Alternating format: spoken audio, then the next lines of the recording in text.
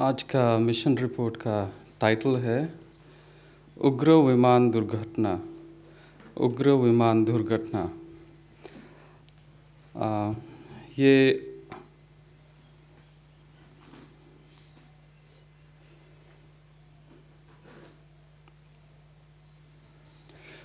Congo लोकतांत्रिक गणराज्य से आता है। ये एक इंसिडेंट हुआ है 53 ईयर ओल्ड एक कॉन्गोलीज ले इवेंजलिस्ट का, जब वो एक चर्च वो प्लांट किए थे। बहुत पहले जब कुछ मीटिंग्स हो रहा था तो 15 मेंबर्स से उन्होंने चर्च स्टार्ट किया था। तो वहाँ विज़िट करने के लिए वो जा रहे थे, एक फ़्लाइट पकड़े, लेकिन वो फ़्लाइट का दुर्घटना हो गया। ये फ़्लाइट रशियन मेड फ़्लाइट था, सिंगल 2 इंजन वाला फ़्लाइट।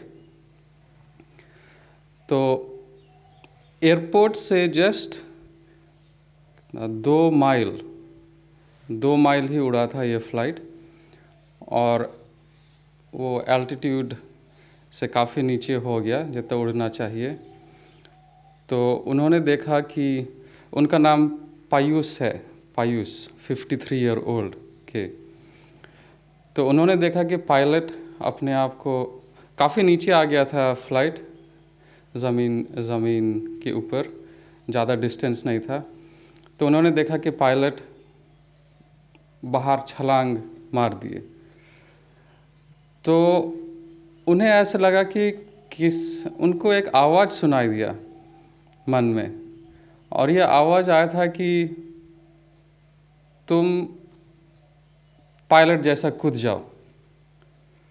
तो जैसे पायलट कूदा वैसे ये भी कूद गए, नीचे उतर गए, काफ़ी नीचे गिरे।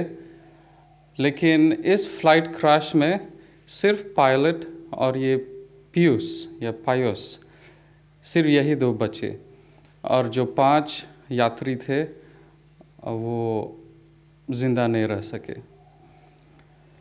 तो यहाँ पर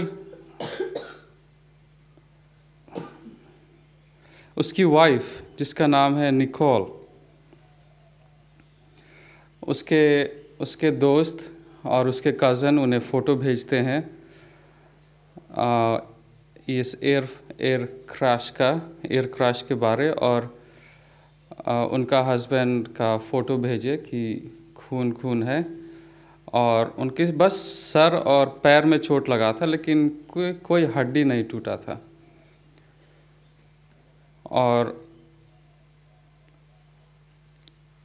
निकोल अपने हस्बैंड से 3 दिन तक नहीं बात कर सकी, लेकिन जब उन्होंने अपने हस्बैंड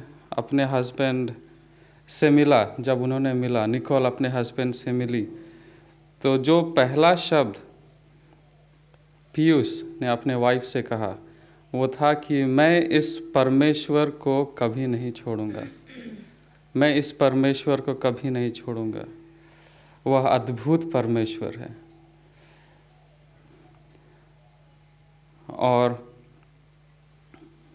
जैसा मैंने आप लोगों को बताया कि ये फ़्लाइट जस्ट 2 माइल ही फ़्लाइट एयरपोर्ट से उड़ा था और ये क्रैश हो गया।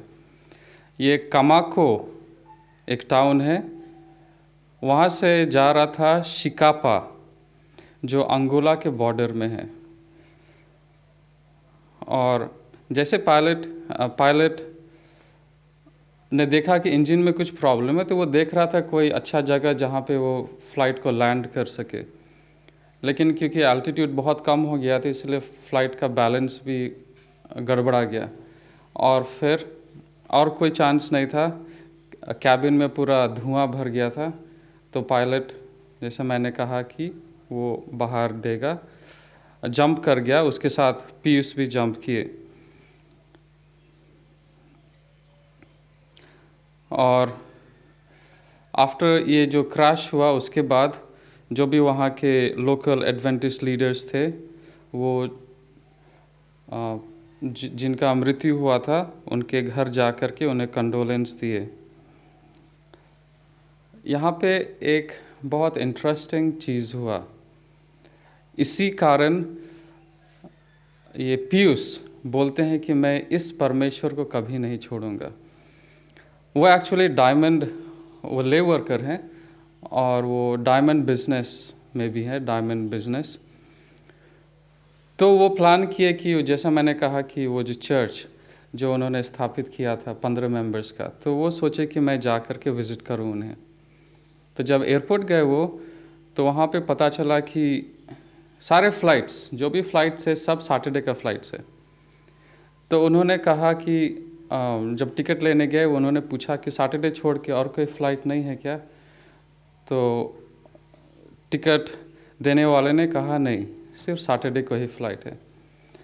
तो फिर पीयूष ने कहा मैं तो सैटरडे को नहीं ट्रैवल करता हूँ, इसीलिए देखिए, प्लीज़ देखिए अगर कोई दूसरा फ़्लाइट है दूसरा दिन का।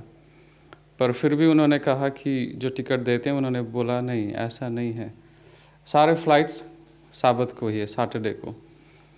तो यहाँ पे पीयूष सोचा कि क्या करें, लेकिन वो डिसाइड करता है कि चलो मैं टिकट ले लेता हूँ, साबत सैटरडे का टिकट, क्योंकि जाना तो है। तो जैसे सैटरडे टिकट उन्होंने लिया, वो एक्चुअली डिसाइड किया था कि सैटरडे को फ्लाई नहीं करेगा, पर वो अपनी वाइफ से कहा कि अपने वाइफ को भी बताया वो कि सैटरडे का फ़्लाइट्स है, शायद मैं नहीं ट्रैवल करूँगा। लेकिन बाद में उन्होंने टिकट काटा और अपनी वाइफ को बोला कि प्लान चेंज हो गया है, मैं सैटरडे का टिकट काटा हूँ और जा रहा हूँ उस जगह। उसके बाद जैसे फ़्लाइट, अपनी वाइफ को बताया कि ये टाइम का फ़्लाइट है, ये नंबर का फ़्लाइट है, मैं इसमें टिकट काटा हूँ।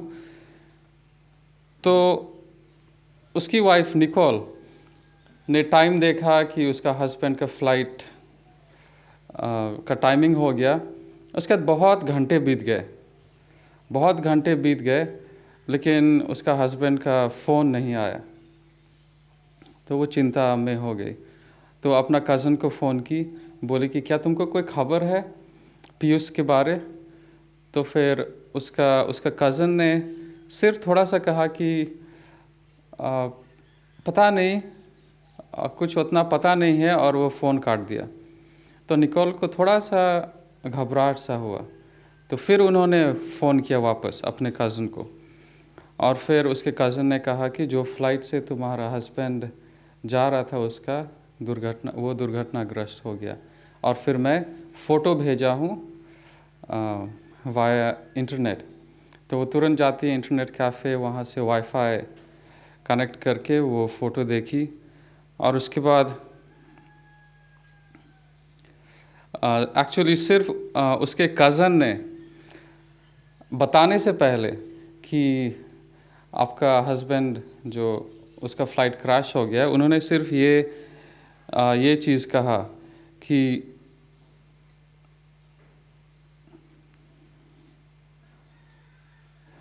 प्रार्थना करते रहिए और परमेश्वर को सर्व करते रहिए। तो ये शब्द से वो थोड़ा घबरा गई कि ऐसा क्यों बोला। फिर उसके बाद निकोल ने फ़ोटो देखा, उसके बाद वो घर वापस आए, अपने बेडरूम जा कर के वो घुटने टेकी और प्रार्थना की परमेश्वर से। और फिर जैसे साम्स 9:14 में लिखा हुआ है, मैं इंग्लिश में पढ़ूँगा, मैं जस्ट शॉर्ट करने का कोशिश किया था, इसलिए मैं हिंदी से नहीं पढ़ रहा हूँ। Where the Lord says, because he has set his love upon me, therefore I will deliver him. Be faithful to God because he can protect us at all times, वो कहती हैं। और वो धन्यवाद भी देती हैं कि सब स्कूल मिशन ऑफरिंग के लिए। और ये ऑफरिंग जो कॉन्गो लोकतांत्रिक गणराज्य है, वहाँ पे चर्च स्थापित करने के लिए साबत स्कूल मिशन ऑफरिंग्स वहाँ पे जाएगा।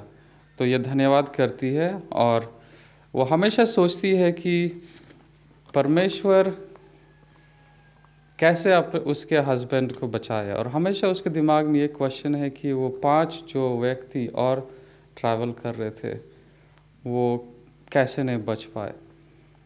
लेकिन वो हमेशा धन्यवाद देती है परमेश्वर को कि उसके बाद ये पीयूष ने सोचा कि शायद परमेश्वर हमें सिखाने चाह रहे हैं कि मैं सैटरडे को ट्रैवल कर रहा था जानबूझ करके, और इसीलिए शायद परमेश्वर हमें सिखाने चाह रहे हैं, लेकिन वो हमें बचाए। और इसीलिए उन्होंने कहा कि मैं इस परमेश्वर को कभी नहीं छोड़ूंगा। Thank you.